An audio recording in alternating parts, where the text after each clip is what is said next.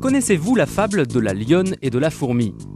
C'est l'histoire de la lionne qui se croit invulnérable. Vive, agile, performante, cette super mini-sportive fait rugir de plaisir. En plus, son tarif est enfin devenu raisonnable, à peine 86 000 francs. Une véritable référence en matière de petite sportive. La fourmi de la précédente génération s'était dispensée, elle, d'une version musclée.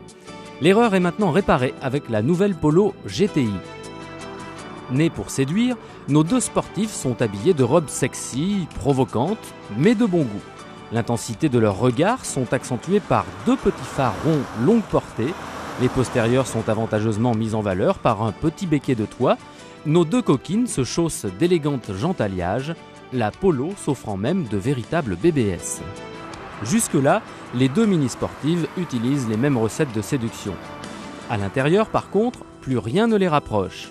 La Polo adopte une tenue de sport, siège baquet, compteur cerclé de chrome.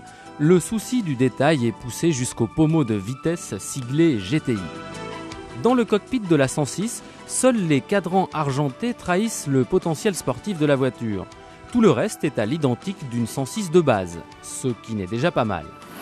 Sur route, la Polo GTI est une auto performante.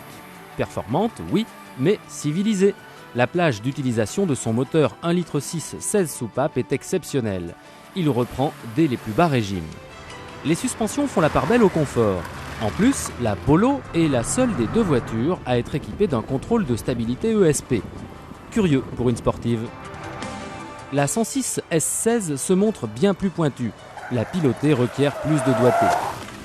Agile comme un kart, cette auto est motorisée, elle aussi, par un 1,6 litre 16 soupapes qui ne s'épanouit qu'à très haut régime.